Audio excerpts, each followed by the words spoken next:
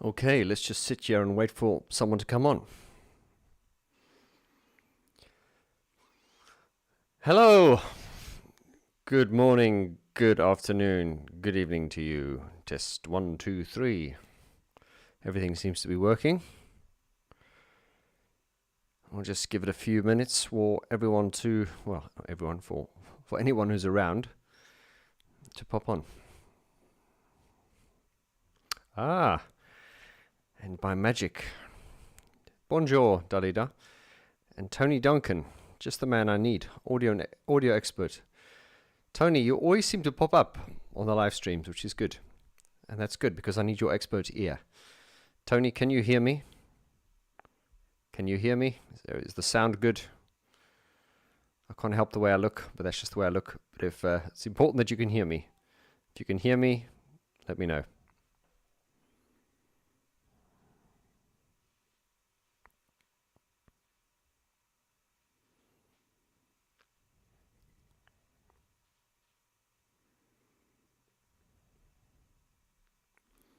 Yes, everyone hearing me loud and clear?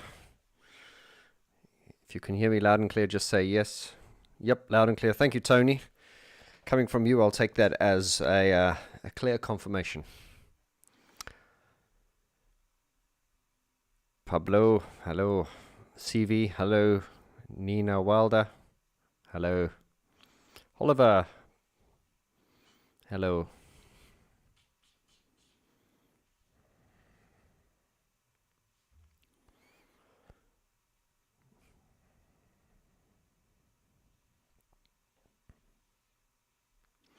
Okay, great. Hi, everyone. I'm going to ask a question. As I said, I wanted to start doing a few more live streams. I've had terrible. Well, I've had terrible luck every time I schedule a live stream.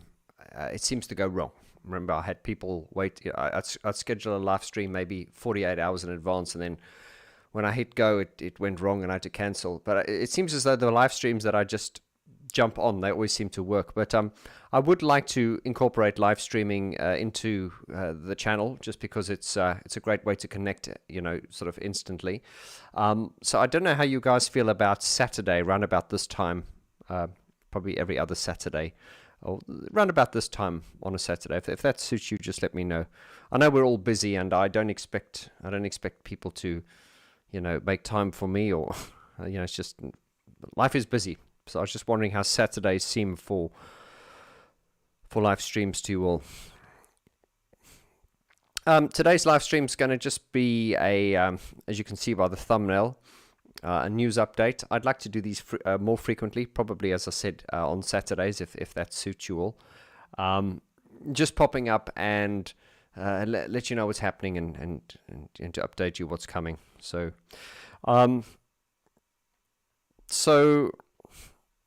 CV says it's really early in Texas. Is it really early? Yeah, and yeah. We don't want to get people out of bed for too early on a Saturday. But anyway, of course, this can always be with the live streams. They're always, it's recorded and then it'll go on. But I know was it last Saturday or the Saturday before? I think it was the Saturday before. I popped up and we did a 4-hour live stream. Time flies when you're having fun. I never realized it went on for 4 hours though. And it's not the first time I've done sort of like a marathon live stream. Anyway, today's not going to be like that. It's just going to be a little bit more focused. I just want to touch base with a few things that are happening. So today I recorded a video which is going to come out tomorrow. It was the AI song. A lot of you asked me to react to the AI song. There was that Depeche Mode AI song that came out. And I recorded my reaction to that today, and I was very authentic with it because I had not listened to it before. So when you watch that video tomorrow, you'll know that I was recording it. My reaction was natural. I'm very British, so you're never going to see me go, "Oh my God," or anything like that, because it's just not the way we roll. But so see that reaction video coming out tomorrow. That is the AI Depeche Mode song, and you'll get my opinions on that tomorrow. So just wait see, wait for a few more of you to come on. Okay, and then just a bit of housekeeping here. I can see here, Nina Wilder says it sucks. Yeah, you must be talking about the Depeche Mode AI song. Yeah, and of course, while we're on the subject of Depeche Mode, for those of you who don't know, I'm sure most of you do know, but for those of you who do not know, I have just started this, which is the Depeche Mode Hub. This is a separate YouTube channel. Obviously, the YouTube channel you're on now is, which you're watching me on now, obviously it's called Vaughn George. I've started this separate YouTube channel, which is called Depeche Mode Hub, and the reason for that is I'm trying to move all the Depeche Mode content onto one channel, and the reason for that is it's for those of you who watch my channel just because of Depeche Mode, you'll be very happy. But really for myself, I want to move away from, not move away from Depeche Mode. We will still obviously talk about it a lot on this channel, but I do want to bring other forms of content onto this channel. And I think talking about Depeche Mode, as much as I love it, it kind of, I feel that it's hindering the growth of this channel, because a lot of people anyone who's new comes to this channel and they'll just see Depeche Mode, they'll think it's a Depeche Mode channel. And we all know that Depeche Mode is not everyone's cup of tea. Now, this is not to say I'm going to be pandering to the markets. I'm not going to be talking about jazz or country music or anything like that on this channel, but I do want to sort of expand it more into sort of there are other realms, other keyboard artists, and even talk more about electronic music from the 90s, sort of dance music and stuff. So it's very important that I move Depeche Mode onto its own channel. I think a lot of you have understood that. For those of you who have not yet, once again, you can just go into Google or YouTube and just type in Depeche Mode Hub, and you'll find it there. All my legacy content is there, and with updates every week. And of course, if you want to take it any deeper, you can always join my locals page, which is the watchvg.com, where you can sort of see the more in-depth stuff. And we also do Zoom chats and things like that. Haven't done one in a long time, but we certainly will do. So that's it on the housekeeping. I've just returned from what is today? Today's Saturday. God, time flies fast. Time goes fast. So it's been a week already, my God. Yeah, this time last week, Saturday, I was in Berlin with Mesh, and we just did a sold-out show in Berlin as part of our Legacy tour. A few slides on the screen for you there. There's a photo of me that's just during the sound check. This was an amazing venue in Berlin. And of course, there's a photo of us after the show. Berlin, obviously, is the capital of electronic music, according to me at least. And it was really nice to perform a sold-out show in front of an audience that size in a venue of that quality. And it was just absolutely epic. Once again, I'm now officially a member of the band Mesh. And and look there, you can see, look who came to see me. Forced to Mode were there as well. They came to our event, to our gig in Berlin. If you just look at some of these photos here, some of these photos really capture the evening so well. I mean, the German audiences are just incredibly receptive, for Mesh's music, and have really adopted Mesh. It's definitely the territory where I think Mesh is most popular. But of course, Mesh are currently working on a new album at the moment, and we do want to, hopefully when the new album's out next year, it'll be followed by a tour, and the idea is to play new territories and to play to new audiences. Of course, we've had a lot of people, as far as Argentina, asking us to come to Argentina and stuff, and a lot of people in America. And I'm personally would like to push for that. Of course, when it comes to touring, it's there's a lot of money and logistics involved. And once again, just seeing my friends there from Forced to Mode, it was really nice to see them at the gig. And of course, Forced to Mode as well.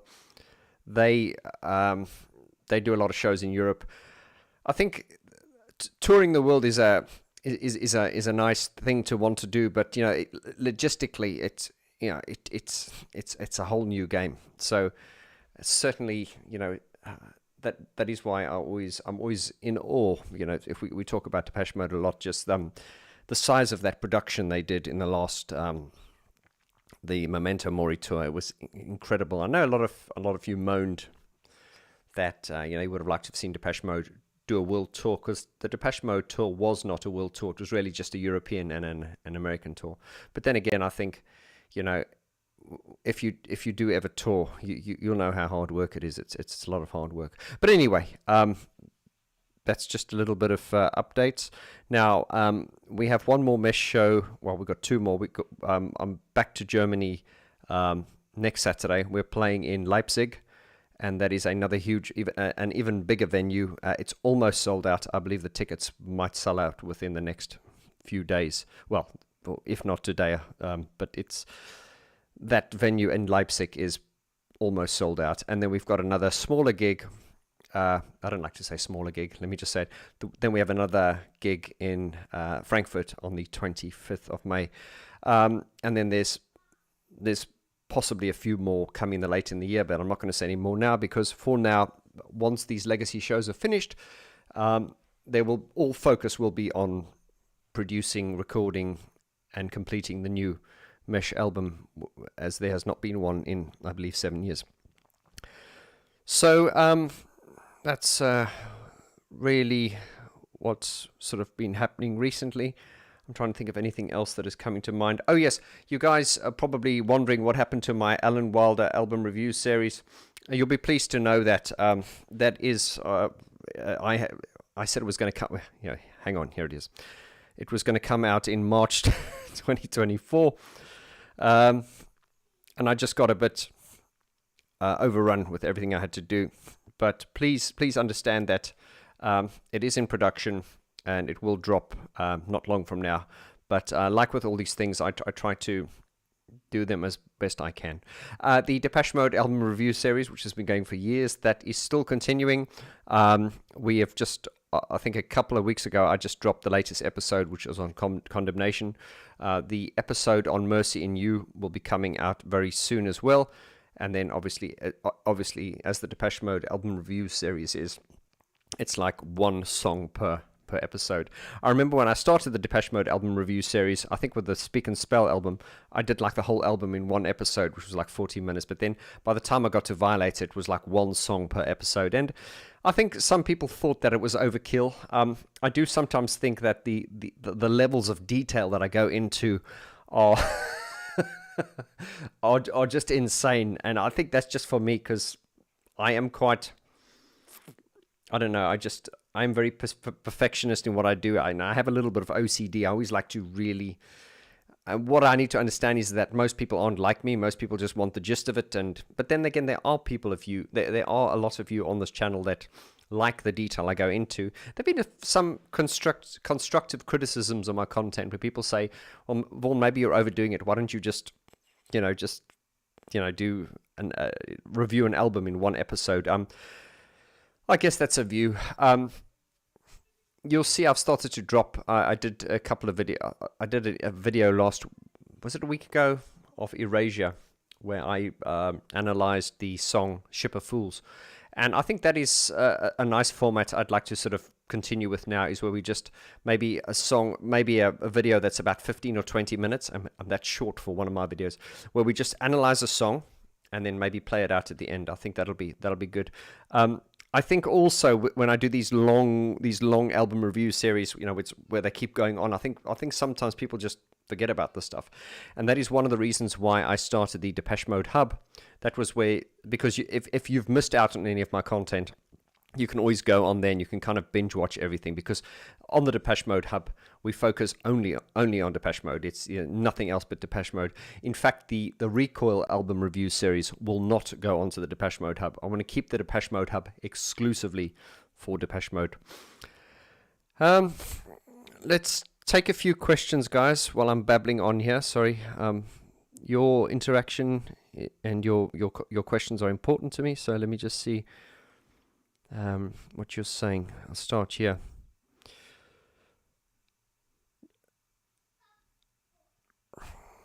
Tony Duncan says, "Oh, Vaughn, there's a video I'll send you on the whole AI thing." Interesting. As I said, if you've just joined me, if you just joined the live stream here, I recorded my reaction video to the new Depeche Mode AI song. That'll be out tomorrow. That is Sunday. And you can see what my reaction on it was. I'm not going to give away any spoilers.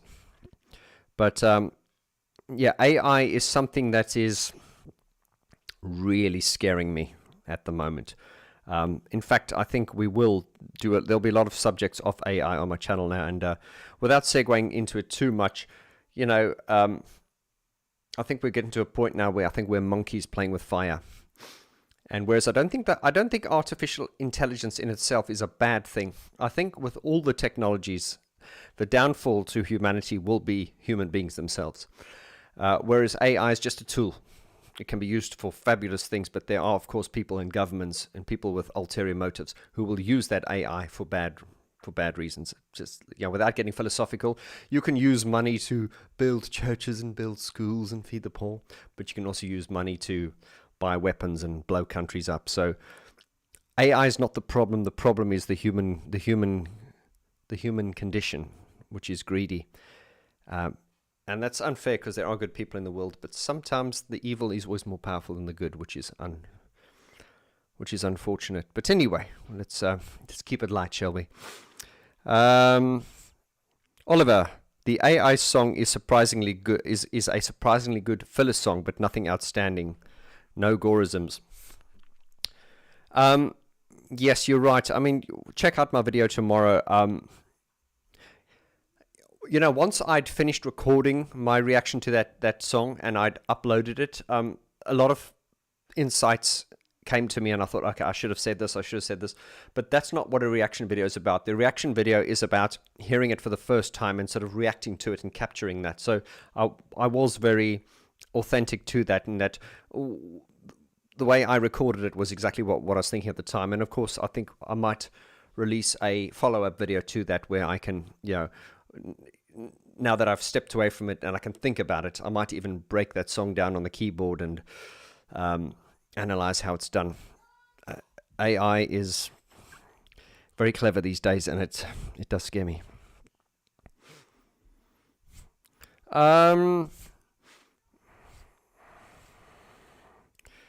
Let's see if there's any more questions here. Have you ever come to Barcelona? Johnny Quid says, have I come to Barcelona? No, I've never been to Barcelona. Or you're talking about Mesh. I don't know if Mesh have played. I've officially been in Mesh for a year now. I don't think they've. I'm not sure if they've done Barcelona. Come to Texas. I personally have got a lot of friends in America, especially since starting this YouTube channel here, and I would love to come to America. Hello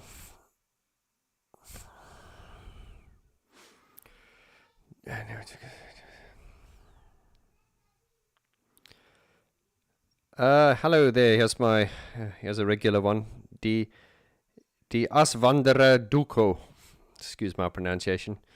Maybe your question is, maybe you'll react to Alphaville's greatest hits. You might like the songs, and I would be very happy.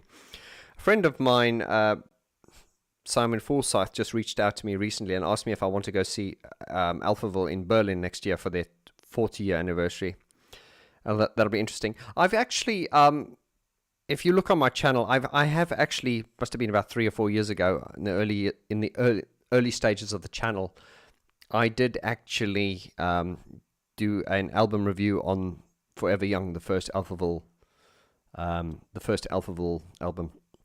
I must say, Alphaville, I'll be honest, I'm not really au fait with their more recent offerings.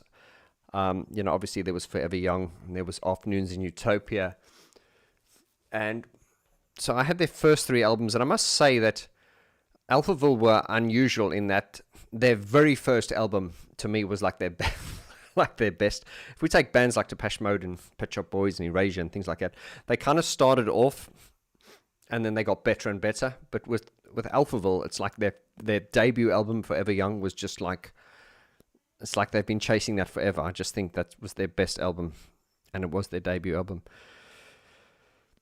Oh my God. MSGT says it's 6 a.m. in Denver. Howdy. 6 a.m. Well, you're either up very late or you're up very early. One of the two. Allegra, hi. Nice to see you. Policy of Devotion says, Vaughn, what do you think about Moby? Sorry about the random question. No, that's not a random question at all. I think Moby is well within topic for this channel. And yes, I think Moby is an incredible artist. Very, very, very, very good. Very, very distinct. I saw Moby live once, which was just a bonus. I was in Estonia. It must have been about 8 years ago. And we were at the beer festival there. And I forget the venue, but Depeche Mode played there as well. It's like the biggest live outdoor venue in Estonia, just outside Tallinn. And I was there, and Moby played live there. And I remember when I saw that concert, I was absolutely blown away. I always thought Moby's music was good, but I was never that into it, meaning I don't really own many of his albums and stuff. But when I saw Moby live, I just went, oh my God, he's one hell of a showman. And what really blew me away was his guitar ability. He's like amazing. One hell of a showman. Yeah. So, yeah, Moby's another one. I don't think I've ever reviewed any of Moby's stuff on the channel, and I should really, because he's brilliant. CV says, Vince Clarke started Depeche Mode. Why don't you interview or give him more credit? Yeah, well, I have spoken about Vince Clarke quite a few times on my channel. In fact, if you go through some of my earlier content, and if you just type into YouTube Vaughn George Vince Clarke, you will find I've done videos on him. Probably not to the level that he deserves. I mean, he was very, very he was very, very important in the formation. Vince Clarke is arguably one of the most important figures in electronic music history, especially electronic pop. He's really paved the way, and I may well reach out to him for an interview sometime. That'll probably be, I could always do it via Gareth Jones. Let's see.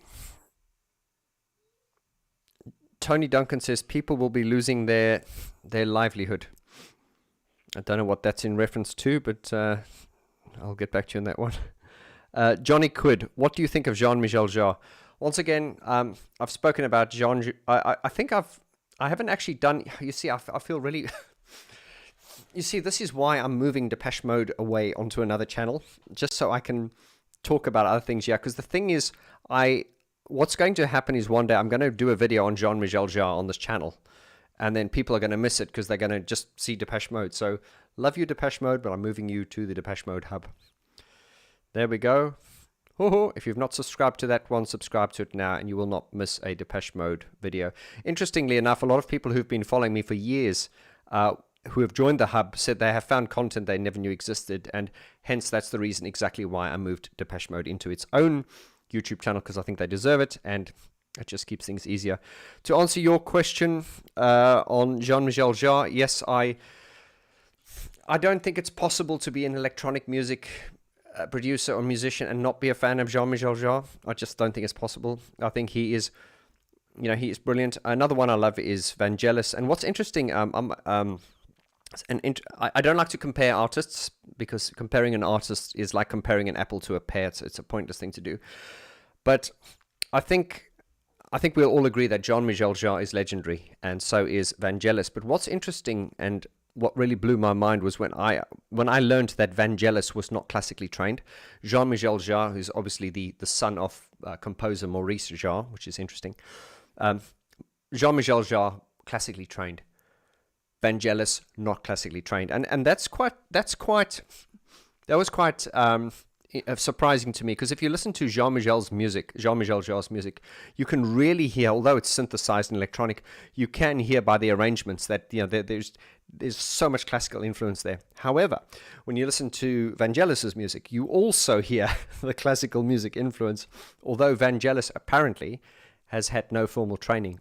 And that was very inspiring to me as someone who can't read music. And to those of you who are looking to learn music as well, don't ever think you need to study it. Studying is good, But what I mean by that is study the greats, study the masters. But if you want to get into music, you don't need to go for piano lessons. That's not what, you don't need to do it. And if you want to do it, that's fine. But all I'm saying to you is you don't have to do that. So I answered your question on Jean-Michel Jarre there. Yes, we should talk more about Jean-Michel Jarre. Another question. Sorry, I'm just jumping randomly to questions here, guys. Sergey, hello. Vaughn, how about Depeche Mode video review? Like you raised songs. I don't know. I don't understand the question, brother. If you could just rephrase it more clearly. I don't exactly understand what you're trying to say, but I'd like to understand. So if you could just clarify. Jack of all trades says it's interesting that Depeche Mode is still releasing music videos for some of the Memento Mori songs. Yeah, I mean, some of the music videos just seemed a bit lazy to me. It was kind of like, we need a video, Anton, shoot it. Having said that, none of the music videos were bad. I like the Ghosts Again video, but the Perfect Stranger and all that was just a bit. It was like, meh, whatever. You know what I mean? So.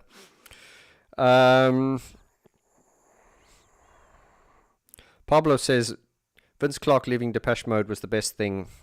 Then Alan came in.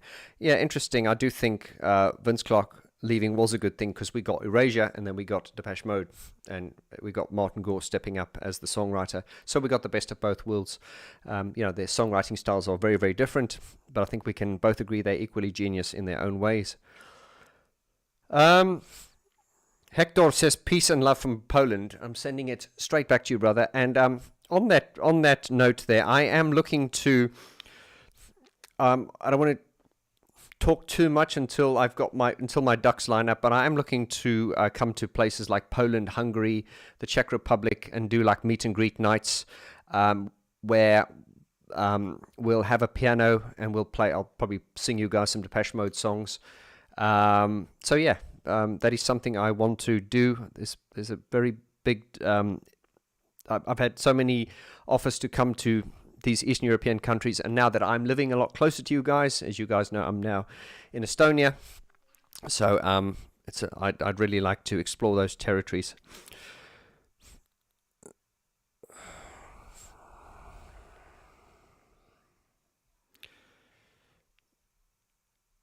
What do you think of The Cure and their cover of Depeche Mode's World in My Eyes? I've never heard it. Sorry. I'm not a huge Cure fan. That doesn't mean I dislike them. I've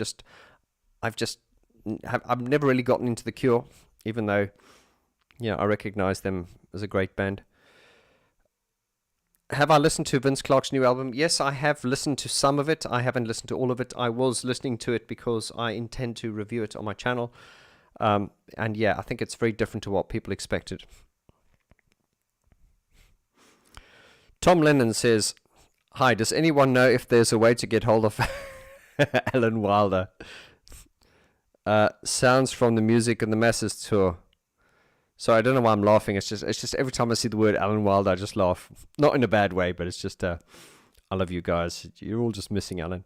Is there a way to get hold of Alan Wilder's sounds from the Music for the Masses tour? The ones you played in the Emacs.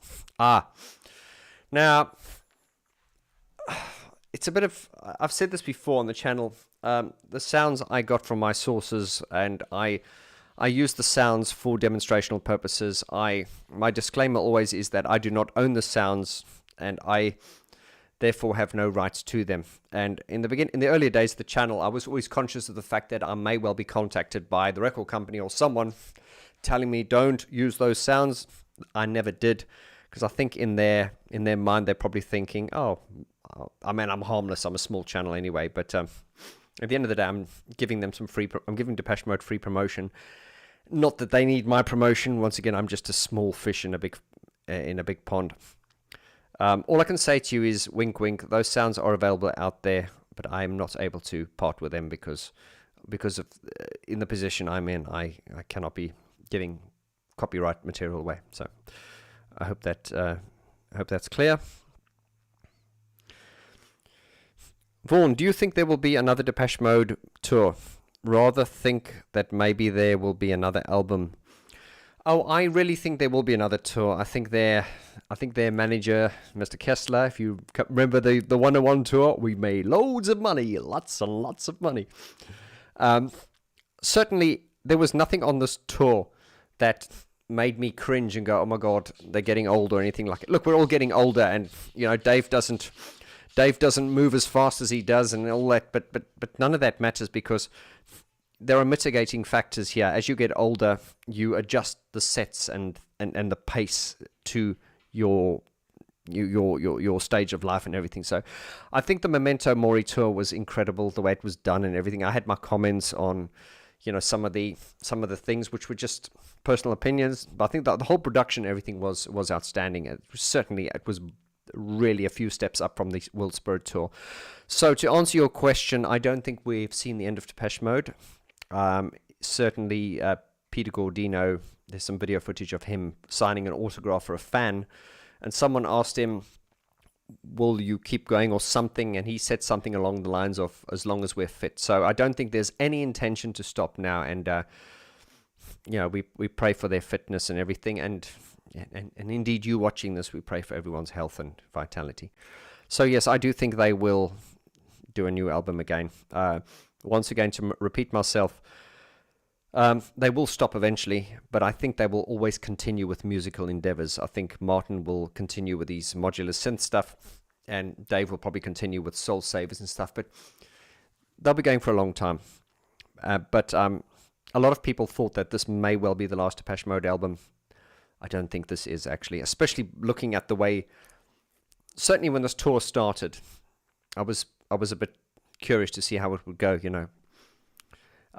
but yeah, as I say, it was far more energetic and far more enthusiastic than the Spirit tour. So they've ended it on a high, and I believe there is still gas in the tank for them to come back with another album and indeed another tour. Question. Jay, hello Jay. Jay says, Mesh toured with Division before. What do you think of Division? One of my favorites. Division is a name I heard of a lot, but never really listened to any of their stuff. I have since I started my channel, I have indeed started listening to their music, and I do like them. I know there are a lot of people who say they now prefer Division more than they prefer Depeche Mode and things like that. So yeah, Division are definitely on the level, and yeah, I really like their stuff. Tony Duncan says, let's hit that thumbs up button. Thank you, Tony. I really appreciate that. Ghostbird. Oh, Ghostbird's on ya. Hi, Ghostbird. How are you? He says, hi, Vaughn. Nice to see you back in your studio. When will we hear the new Vorti material? Well, Ghostbird, I'm very sort of tied up with all kinds of other things at the moment, but there will be something eventually. And while I've got Ghostbird on you guys, Ghostbird, I'm going to keep him quite mysterious. He's actually one of my students, and I've been coaching him for a couple of years now, and he has just released a fabulous album. Check him out. Just go into Google and type in Ghostbird, and very, very proud of him.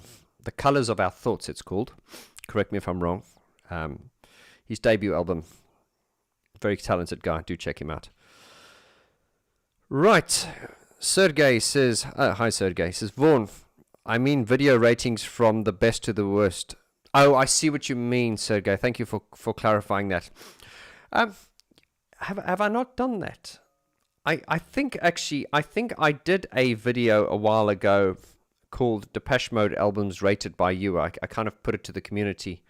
But I don't think I've actually done a review as to what I can tell you now. The lowest reviewed album is going to be Spirit. Sorry, it's just going to be. I'm going to start off with nah. And having said that, Spirit's not a bad album. It's not a bad album. It's just that you must remember, I'm very critical on Depeche Mode. I don't give them a free pass, and it's because they're operating at such a high level. Like if something drops below like 8 out of 10, it's just not good enough, So yeah.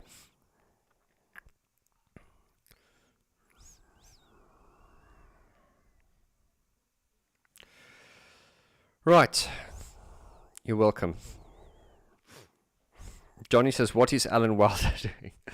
Alan Wilder is being a family man, I believe. I don't think he's doing anything. I believe he's gotten into antiques now as well.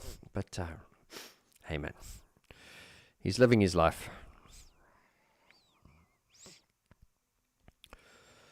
Dalida says, Malcolm Holmes, the first OMD drummer, makes his own creation of magnificent music, which I had already successfully shared everywhere from YouTube. Thank you, Dalida. I know you're a big OMD fan. To be fair, I've never checked out Malcolm Holmes's solo stuff. I should. Anders, hello, sir. MSGT says, Vaughn, when you make your songs, do you see it in your head prior, or does it come to you as you go? I think I'm thinking about Trigger. It's a song that seems episodic. Thanks for the question. I think it's funny. I've had few people coming onto me and as you did, ask me these questions, and some people say to me that I never speak about my own music much, and I don't. I think there's kind of like this awkwardness. Yeah, I always I'll do music and go, there we go, guys, there's my album, and then a lot of people don't even know I've done stuff. It's because I don't shove it down people's throats. I'm just absolutely terrible at promoting myself. I'm very good at promoting other people. I don't know, I just sometimes feel awkward promoting myself, and that's not because I don't believe in my albums. I'm very proud of them. But yeah, I know my dear friend Carla, it's something she always has a go at me for, is not promoting my own music enough, and there are some. But to answer your question, how does the idea come to me? It all varies, really. I'm very melodic, so I tend to work from melody. I know producers who will put a drum loop on or build beats and then work from that. I never work from rhythmic. I never really work from a rhythmic perspective, although I have before. For me, it's typically melody. I'll just give you one quick idea. This is very, very uncool and very unrock and roll, but it's true, so I'll say it. The melody I got for my song "Sleeping Dogs," "Don't you wanna be free?" That melody. I got that while I was hoovering the house once. I was vacuuming, and that it sounds very uncool. The only reason I tell you that is because I'm trying to illustrate how ideas can come to you from everywhere. Often you hear in the shower, or it's typically when you're more relaxed, and very often idea comes to you when you're not thinking or looking for it.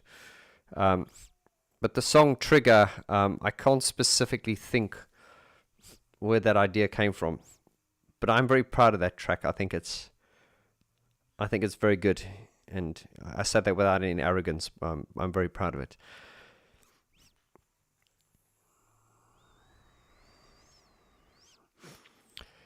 We go. And from the Aswanderer, he says, thank you for answering my question. May the force be with you. Come to Bulgaria sometimes.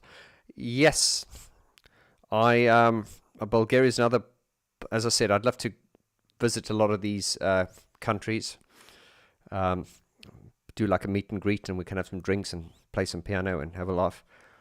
And indeed, a singer that I work with, a beautiful girl called Graziella, who sang on my Dark Society album. There's a track called Live to Make It Better. She's from Bulgaria as well. So just a bit of a connection for you there. Ghostbird says, thank you for the mention. You're welcome, sir. I'm only saying it because it's true. Pablo says, spirit is like nails on a chalkboard for me. Sorry. No need to apologize, man.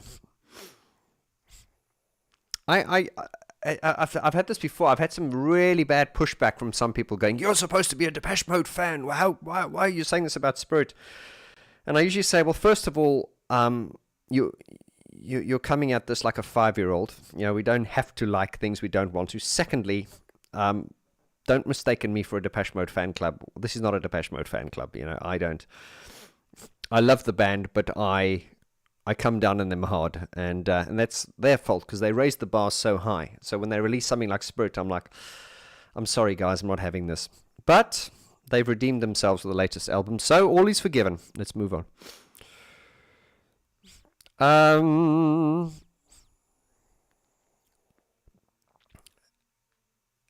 Jason says, have you listened to IMX? Yes, IMX. I have listened to that. I was introduced to that by my friend Simon Forsyth. We were out on the road, and he played this in the van, and it's very, very good. Very, very good. It's something else I should talk about. Missy Spence, hello. Hi, Vaughn. First time I've tuned into your live stream live. Missed the last one. I love your channel. Big Depeche Mode fan. Thank you so much. It means a lot to me. I love Depeche Mode too, and what I love about the internet is that I believe I've managed to harness one of the positive sides of the internet by using the tools available to us. I mean, I would have loved this technology when I was back in school.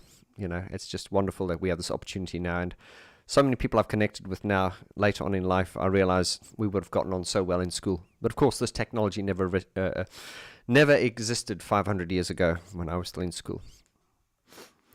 Christopher B. said, would be cool to see Alan do a project with Dave. Yeah, I don't know.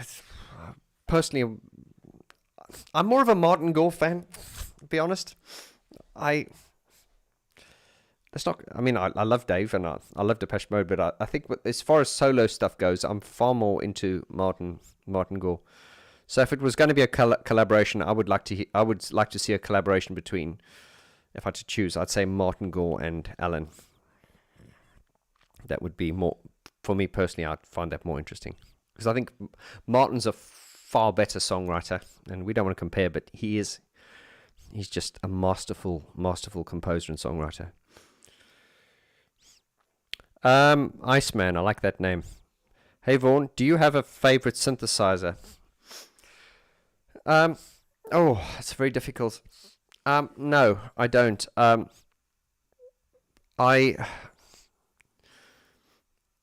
It's difficult to answer. There are different ones I use, but I haven't used all of them, and I haven't had the privilege of using all of them, so I don't have a favorite one, no. Yeah, sorry, I can't be more specific than that.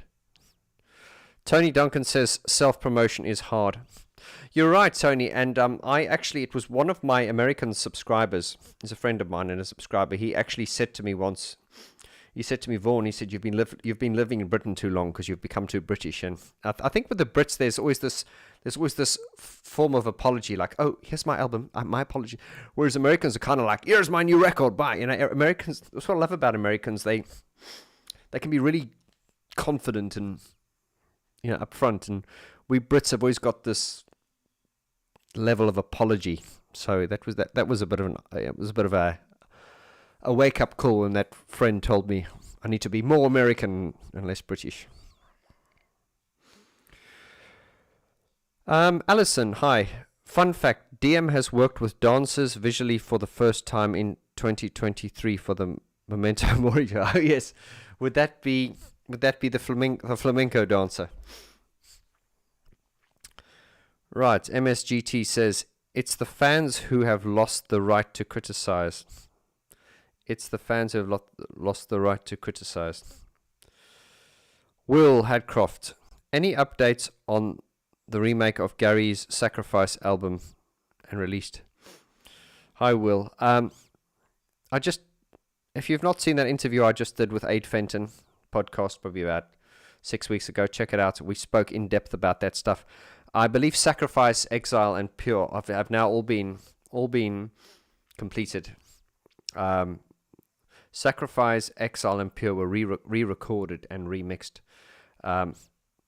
So they are all finished. I believe they're just waiting on the record company and the timings. Because if you watch that video, you'll know Gary Numan is just insanely busy. It just doesn't stop. And I think he's on tour, but then he's also trying to work on new music, and then he also wants to release these legacy albums. So I think he's trying to find the right flow. But if I get any new information, I will. In fact, I want to. I have been in touch with the man himself, and there has been talk about us doing an interview at some point. So it's just trying to find a time that fits his schedule and mine. But I promise you, I will give you information as soon as I get it.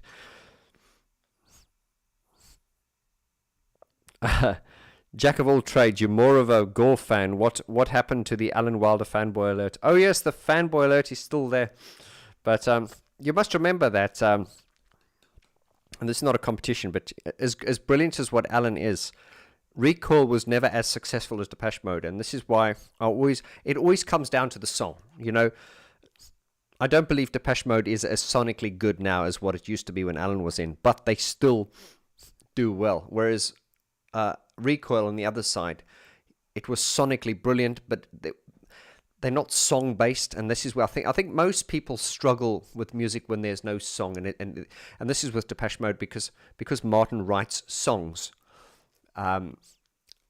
Alan creates compositions, and the two of them together I think are brilliant. It's Alan taking Martin's songs and take them to the next level. I've spoken at length about this on my channel. Thanks for the mention, says Missy Spence. You're more than welcome. Christopher B says, I was listening to the track Rush from this So Fad album. That should have been a single. What DM song that wasn't a single do you think should have been a huge hit? Yeah, I think I could see Rush being a single. You know, Songs of Faith and Devotion came out in 1993, and that was when the whole grunge scene had taken over. You know, you had Nirvana and all that, and Depeche Mode had obviously leaned into that kind of thing. What song do I think should have been a single? It's hard to say, really.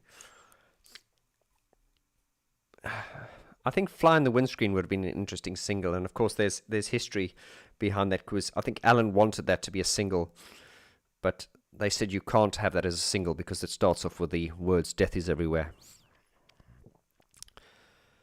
Right.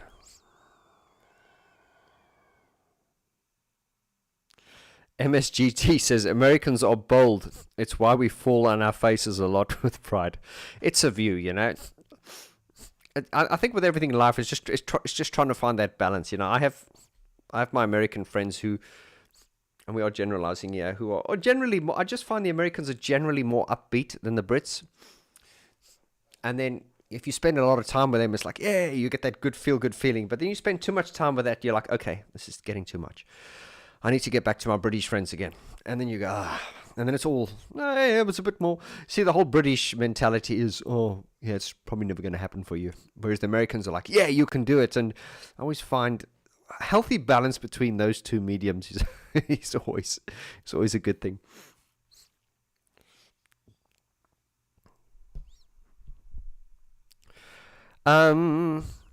Question here from Zwitsu. Sorry, I can't pronounce this. There were news on Numan albums. Gary said at a meet and greet, and at the time schedule is now entirely up to BMG. Thank you very much for that. And my apologies, I can't pronounce your name. That's because I have a British brain, and we can only pronounce things that are one syllable and quite short. So maybe I'm speaking for myself.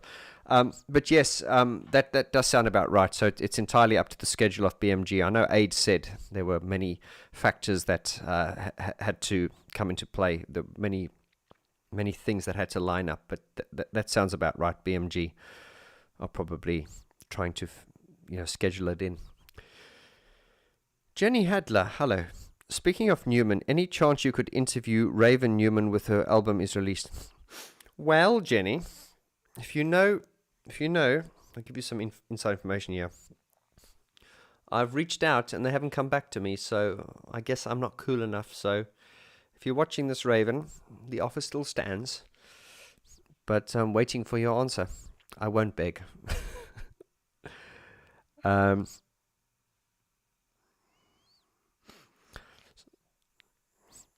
MSG, I think Gore, Wilder, and Vaughn were the perfect band for each to reach their greatest potentials. Without each other, they would have lacked something. Absolutely. Often said that the four members together, it's like the Beatles. If you took the Beatles, just to be random, you know, individually they weren't the greatest musicians, but put them together, they're greater than the sum of their parts, and that was indeed the case with Depeche Mode here. The magic of the four together, including Fletch. It was just a magic formula, and of course, I don't want to segue too much, but we cannot underestimate the importance of Daniel Miller, Gareth Jones, and Brian Griffin, who did the artwork. So it wasn't just their ability as a band; it was a lot of it was down to the machinery and the brilliance of the people around them as well. So I always have to remind people of that. Smirkwood, will you be doing any more impressions? I bet you could do a good Neil Tennant from Pet Shop Boys. I'll have to block my nose at Pet Shop Boys. Okay. Sometimes you're better off dead. There's a gun in your hand, it's pointed at your head. You think you're mad, too unstable. Kicking up chairs and knocking down tables in a restaurant. In a western town. Call the police, there's a madman around. Running round, underground, to a dive bar. In a western town. I got hell on one of my YouTube videos. I was doing the Pet Shop Boys. I did the Neil Tennant thing. And someone got really offended. It just makes me laugh. But yeah, yes, and yes, Nick Rhodes, yes, Nick Rhodes will be making an appearance very soon. Got some more Nick Rhodes. And once again, guys, to those of you who get offended, I know most of you aren't, but there are some people who are, and I always say I'm punching up, I'm not punching down. Yes, so yes, to answer your question, there will be more impressions coming soon. I'm very childish. I do apologize. Underdark Sky says, hi, by the way, great channel. Well, thank you very much. Does anyone know what Alan Wilder is doing nowadays? I usually answer this about 10 times in a live stream, and there's no offense. As far as I know, he's staying at home, being a dad, and he's got an interest in antiques now. That's all I know. Smirkwood says, will you be doing any more impressions? I'm sorry, I've already read that one. I beg your pardon. Pablo says, shout out for Brian Griffin. Rest in peace. Absolutely. My dear friend, Brian Griffin. I still hear him talking to me, you know. I still hear his voice in my head. I can, hello, young Vaughn. He always called me young Vaughn, and you know, he still speaks to me, and I miss him dearly. Rom Cruz, hi VG, greetings from Argentina. Hello. I've been getting a lot of messages from your country recently asking me to please ask Mesh to come to Argentina. Never say never. Never say never.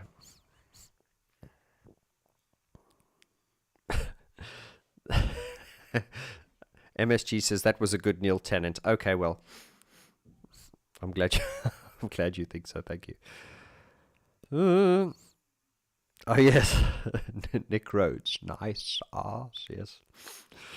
Oh yeah, yeah. Anyway, that's reference to I did a reaction video of Nick Rhodes reacting to one of their music videos. Jason Scamara says, do you use sampling in your music? Yes, a lot. If you listen to the Dark Society album, you will hear a lot of sampling, and I should, and some people have asked me, some of the people who've bought my records have asked me to do videos on some of that stuff, and I should. Once again, I think it's just me talking about my own music. I'm always like, oh, here's my music. Oh, okay, let's talk about Depeche Mode now. It's funny, a lot of artists don't have a problem talking about their own music. And I don't have a problem. I just feel whenever I talk about my music, I always feel like, okay, I need to move on now. I don't know why that is. If yeah, but you guys give me the encouragement to do it, and I thank you. I think there's just always this element of you do stuff and you just think, oh, look, I believe in what I do, but it's just you don't want to talk about yourself too much, so you kind of just go, you just brush past it. And anyway, that's just me. Allegra, we miss Brian so much. We do, we certainly do, but we can live his legacy by rewatching the videos and talking about him and everything. So yeah, we were cheated. It does break my heart actually, because I did release that video a few months ago where I spoke and I sang that song that I wrote for him. And I don't know if I said this on that video. I may have, but I'll just say it again here. We had such plans. There was work for a Echo and the Bunnyman book. And then there was talk. Well, he was going to come to Tallinn here, and I was going to take him around. I just had visions of sitting in a coffee shop with him in Tallinn here, and going for lunch, and then going to see the book printers and stuff. And really, it was like having the rug pulled out from under me. But anyway, love you, Brian.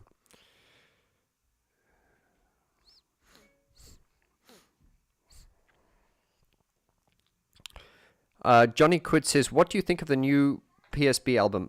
Johnny, I've not listened to it. I've listened to the single.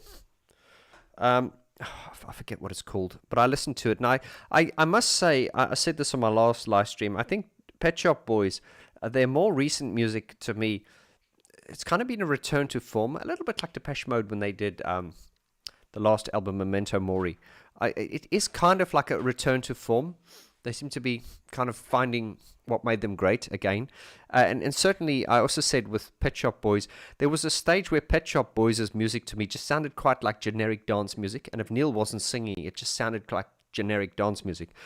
They do, with the more recent offerings, it does seem to have gone back to a more grassroots. Now, that's just my opinion. But I shall listen to that album, and I should definitely review it. Pablo says, "Can you do a remix of Shunt?" Ooh, maybe, time permitting. But yeah, I'm flattered that you'd like to hear it there.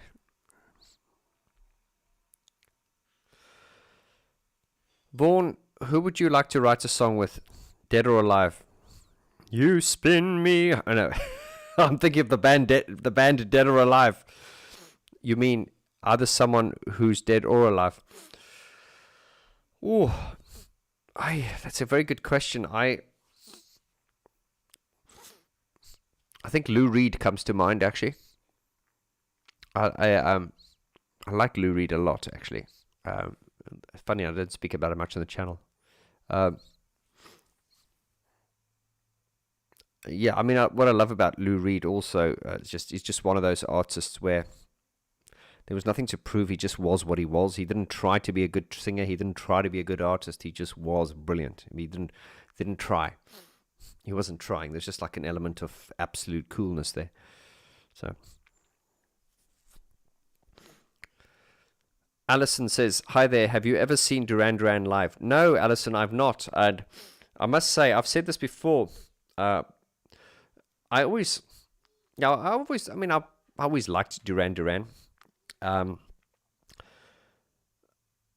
But I never sort of, it's just slightly segueing. Simon to me was always the singer of Duran Duran.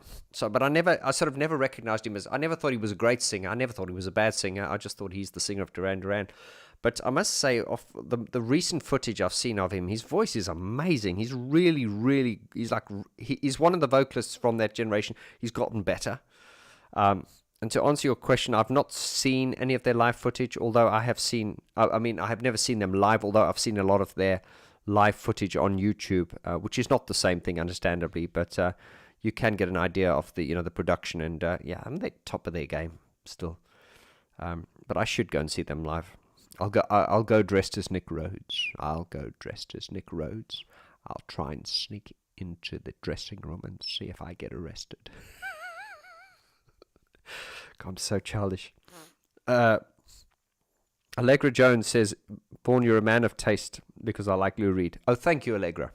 Flattery will get you everywhere. Thank you. The Policy of Devotion. What's your favorite Bowie album?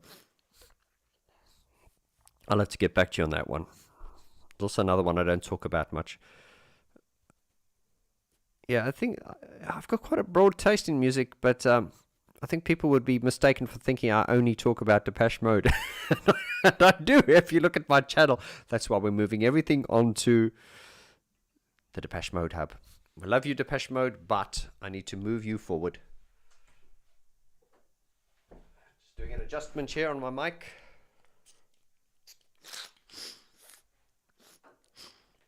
And we're back.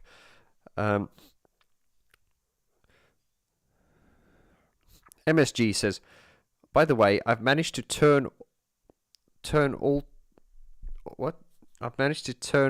four of my kids into Depeche Mode fans. I have to keep reminding my 12-year-old that your bottle is not.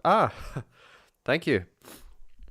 He's saying that the song Bottle, that's my song Bottle, Vorty, it's not Depeche Mode. Well, I'm flattered. Thank you very much. I'm honored to be associated with that, to be put in the same bracket as that. So, yes, you can tell them it's not, Bottle is by Vorty, it's not Depeche Mode, but it's a huge compliment, and I thank you for that. Pablo says Duran Duran are very good live. Yes, they are. They are very, very good live, and good productions, big shows. Johnny Quid says, do you like prog rock music such as Mike Oldfield and Pink Floyd? I'm not a big Pink Floyd fan. I'm not a fan of prog rock either. I know you guys know my good friend Andy Marlowe, who you see on the channel, and he's done some videos with me, and he's mixed my last few albums. He's a very, very, very talented musician and mix engineer, and he plays in a prog rock band, and I appreciate the musicality that is required to play in a prog rock band. I don't even think I could pull it off, but I'm not a fan of prog rock. It's just not my thing. Mike Oldfield, I do like, actually. I would have never defined him as prog rock, but when I think of Mike Oldfield, I'm thinking of the songs he wrote and the collaborations. But yeah, he's a fine musician. But yeah, Mike Oldfield, yes. Pink Floyd, I've never studied much of their music, but it's just not really my thing.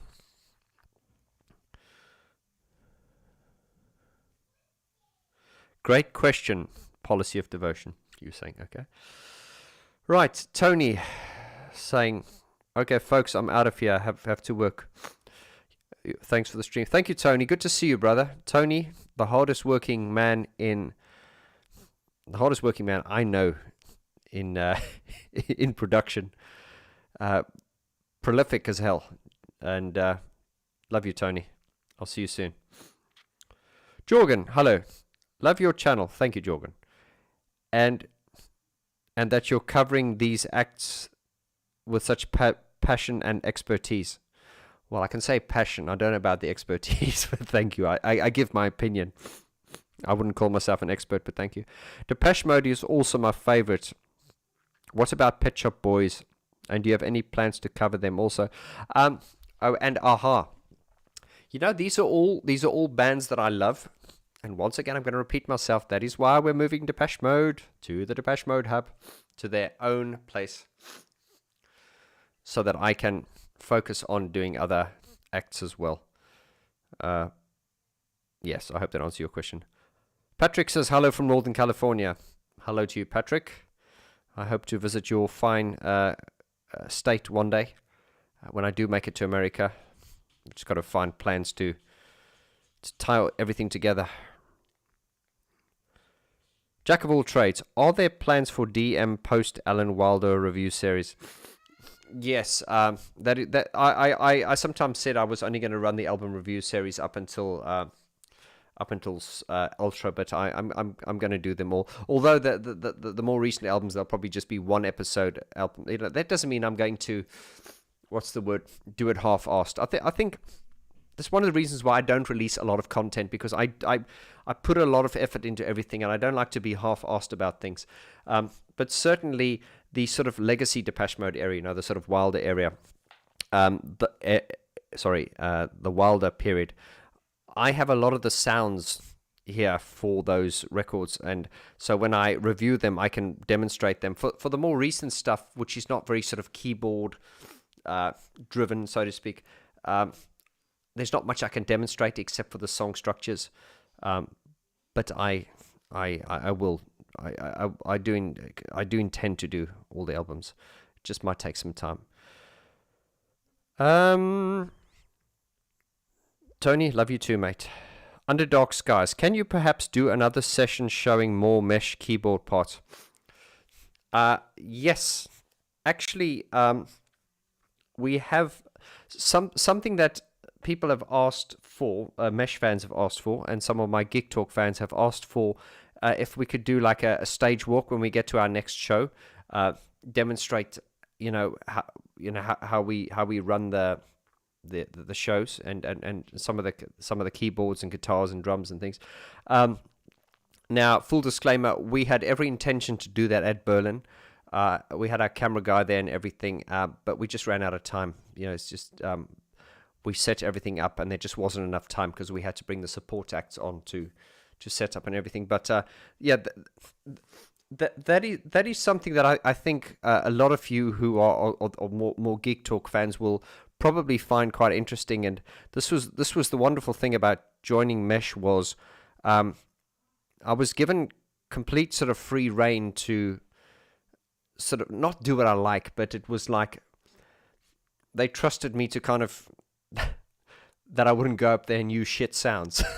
You know what I mean? So it's quite nice. So a lot of all the sounds that I'm using on my keyboard banks are my own creations. A lot of them are.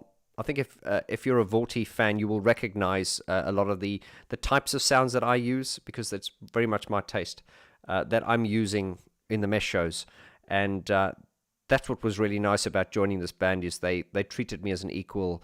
It wasn't like, okay, you get on the stage, you're a session, you play it wasn't any of that. They've really welcomed my input, and that's been really, really, really inspiring. So to answer your question, yes,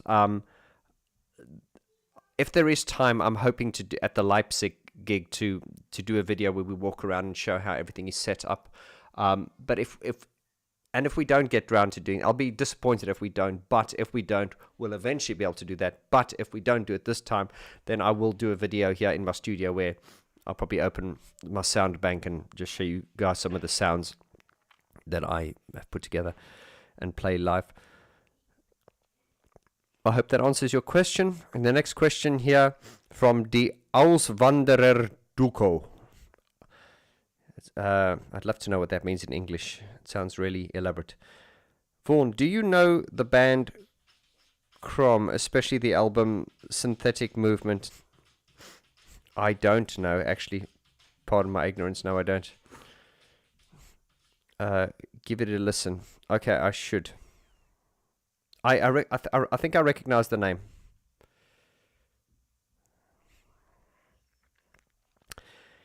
Kikas Fries says, do you, or Kikas Fries, I'm not sure, or Kiki Fries, okay, Kiki Fries, there we go. Do you think Numan should remix the Pure album? It seems great. It's actually interesting. When I first heard Pure, they came out in 1999 or 2020, I can't remember, a long time ago. And when I listened to it, I was blown away. But I listened to it recently, and I just thought, I don't mean this badly, but the mix is not good. I mean, the songs are great, and it's the but the mix, and Gary mixed it himself, and I think this is he was suffering from hearing loss, and even by the time he got to, I think, the album Jagged, he was suffering from hearing loss, and I think we've spoken about this in interviews with Aid, where Aid eventually told Gary, I think you need to stop mixing your own records. No disrespect, but Gary has suffered from ear loss, and he wears hearing aids these days, which has helped rectify that. But at the time, Gary was mixing all his own records, and without any disrespect, Pure, although I think it's a great album, if you listen to it now, technically it's not mixed very well. So this is one of the reasons they want to go back and readdress it. The fact that they're re-recording it from scratch is a lot. I think that's unnecessary work, really. If I'm to be honest, I think it could have just done with a bit of a remixing. And when I say remixing, I don't mean remix as in remix, but mixing it again, so to speak. And of course, with the re-release of Sacrifice, Exile, and Pure, Sacrifice, Exile, and Pure are being re-recorded from scratch and re-released. But Jagged is getting mixed again, so they're not re-recording it; they're just mixing it again. So, do I like the Compulsion albums by Martin Gore? Do you mean the Charms of Limited Supply? Compulsion. You mean the song Compulsion? That was on the Counterfeit album. I liked the album Counterfeit, and I liked the song as well, if that's what you mean. What do you think of... What about a Kraftwerk cover? What, me do a Kraftwerk cover? Not a bad idea.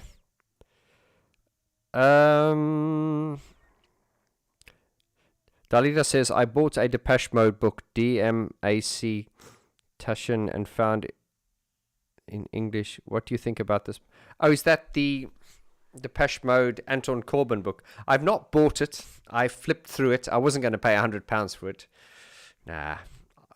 But it's a good book, though. I can't knock it. I still think our book is better. The Brian Griffin book, Mode. Of course, I have to say that. I'm so proud of that. Kiki Fries, thank you very much for your kind donation. I really, really appreciate that. I shall use that towards my when I go out and buy myself a beer. Thank you. I really appreciate it. Thank you. MSGT says, as you know, Depeche Mode liked creating sounds. What sounds top? Do you ever have to force yourself to move from sounds that you really like in order to make new ones? It's a good question. I've never really...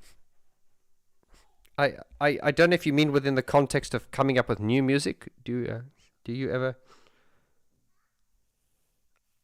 I don't know what you mean with... I think within the context... If it's in the context of Depeche Mode, you know, when they're playing live, there are certain sounds that they need to use for certain songs. But then I think there is probably a desire for them sometimes to create new sounds for these older songs, and that doesn't always work. Like in the case of when they in their live show recently, when they did Behind the Wheel, you've got that bam bam bam bam bam bam bam bam bam bam bam bam bam bam bam bam. That was obviously they redesigned that sound, and it just didn't work because it just sounded really reedy and thin. So there are certain signature sounds that can't be tampered with, I think. I'm getting the feeling that I haven't answered your question. It's probably it's just maybe I've misinterpreted your question. Pablo says, I think Gary needs to stop remixing and re-releasing old content, including expressive live releases. I think he's got an insecurity to stay relevant, and he's obsessed with money. He is a great artist. I think that could be said about a lot of artists, and I think as people get older, I think there is obviously a desire to remain current and stuff. So far, and I tell you what, this is interesting, and it's something I want to ask Gary when I interview him next time. Is whenever Gary Numan is interviewed, he often talks about how he hates nostalgia and he always wants to look forward. So that therefore it is interesting for me. Is like, why, with that mindset of always wanting to look forward, why are you delving back into your back catalog and redoing everything again? I think that's a valid question. Freezer Trans Channel, hello, my friend. You've been on here for years. Thank you. Your question is, what do you think about Lakeside X, the Czech band that plays before Mesh before show in Leipzig? You know what?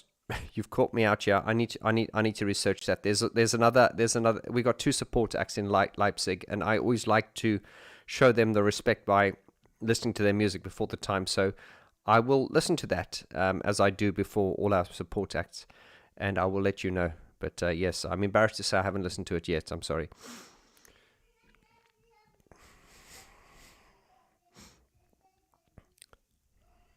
Another question from Die Auswanderer. Vaughn George.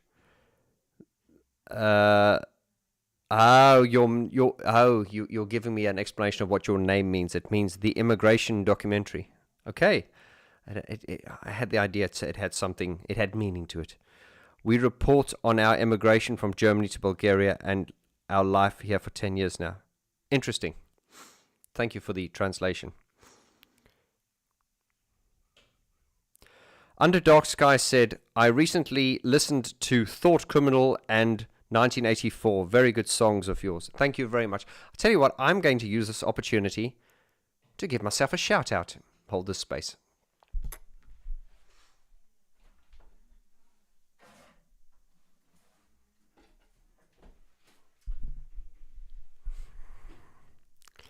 So, yeah, I'm not going to be shy anymore if you ask for it. Here is the latest one I did. This was called 1984. This is a concept album I did based on the 1984 movie. And my mum, when my mum saw this, she said, "Oh my God, you look terrible." And I said, "Yeah, well, the whole idea is I'm meant to look terrible here. This is meant to be someone living in a post-apocalyptic world. You know, you're not meant to look good. You know, and so this is a very dark album. It's a concept album based on the 1984 movie, and it's a follow-up to this album, which was my LP I released in 2022, Dark Society. Most of this was written during lockdown, and this is available on vinyl as well. And then before that one, I did this one, which was called The Ghost of You, which was a collection of singles, really, which I wrote for Cherry Ballard at the time. And then this was my debut one that came out about 10 years ago. This is a much more electronic album. It's very sort of, it's more eyes wide open. But anyway, these are all available, guys. And as I say, I don't really promote them much, but I always like to tell people they're available, and then if people want to talk about them, I'll talk about them. But there's nothing worse than someone shoving something down your throat. But I appreciate your interest. So that's just... Right, I'm going to take a few more questions. I know we did a 4-hour live stream last time. It was never my intention. I just wanted to do a short one, and I think we're probably running into we've been on for an hour and 17 minutes. God, time flies when you're having fun. Take a few more questions and then we'll wrap it up. Do you really think there is going to be a Memento Mori film tour? I'm not sure, but I think they did receive a lot of... I think they did do it. I think there was a lot of footage filmed and everything, so there should be enough footage there. Technomatic, hello, brother. You're saying, are you responding, what would they film on tour? The band do everything apart from each other and only get together on the stage. Yeah, I think I see what you mean. I think a lot of that is, but I think that, I mean, they do get together for rehearsals and stuff like that. Right, Actors Punk, check our dream pop newcomer band Leathers using a lot of analog. Okay, all produced by Jason Corbett and leasing up. Send me a link, brother. I'll have a look. Patrick Flexington, 1984. Cool. I love the movie and the Eurythmics soundtrack of the same name. Can't wait to check it out. No, thank you. Thank you very much. As I say, the stuff's all available. I'm just never going to shove it down. I'm never going to shove it down anyone's throat. Okay, guys. So, if you've just joined, this is I'm toying with the idea of doing a live stream every Saturday or every other Saturday, probably just to update things. What's nice about the live stream is it allows us sort of like instant communication with you guys. Once again, we've got the Depeche Mode hub that has been set up on YouTube. It is a separate YouTube channel. You will find all my legacy content there. And it was set up there just really for those of you who watch my channel exclusively for Depeche Mode stuff. You will find all my legacy content as well as all the new Depeche Mode content there. But of course, here on the Vaughn George YouTube channel, we will speak about Depeche Mode. And then all the content will then move on to the Depeche Mode hub. We're not going to turn our backs on Depeche Mode here, of course not, because it is pretty much foundational and a cornerstone of this channel. And then, of course, just to those of you who've just joined, we've just come back from our show in Berlin with the band Mesh, who I'm now the official fourth part of now. We've just finished the Berlin show as part of the Legacy Tour, and we've got 2 more shows. There we go. There's the 2 guys from Force to Mode who came to see us as well. Shout out to them. And the whole idea with the Legacy Tour is to sort of draw a line under 30 years of great albums and great songs by Mesh, and then after that, it's into the studio where we'll be finishing the new studio album, and then it'll be a tour next year again, and hopefully we'll be playing in more territories. I know a lot of you have asked us to come to your country and stuff, and of course, when if it's logistically possible, I'm sure we will. I don't speak on behalf of the band. Remember, Mesh at the end of the day are Mark and Richard. They are the core members. I'm part of the live band. But yes, I mean, touring is a lot of fun. It's hard work, but it's very, very rewarding. Okay, so more questions have come up here since. Okay, guys, so I'm going to call this to an end now. So I only planned to do half an hour just to update you. Of course, I just never want to be rude when people are asking questions. I don't want to just bugger off. So thank you very much. Do tune in tomorrow onto the Vaughn George YouTube channel. Tomorrow, I think 6 o'clock UK time, I have done a reaction on the new Depeche Mode AI song that you've all been asking me about. I have reacted to that. I've given my honest reaction to it, and in fact, I didn't listen to it. So when I didn't listen to it prior to it, so when I recorded it, it was the first time I listened to it. So I can guarantee you of an honest reaction, and I may well have to do a video after that just to sort of, as I say, just to sort of elaborate on certain points. But I want to thank you all for your love and support as always. You can contact me. All my contact details are below. If you're in Germany next week, and we're at Mesh at the Leipzig gig, still some tickets available, although I believe they will sell out probably in the next few days. Hey man, there's a lot more to say, but lots of love. Thank you so much for everything, guys. You know where to find me, and I'll see you again on the next live stream, the next video, or the next show. And lots of love.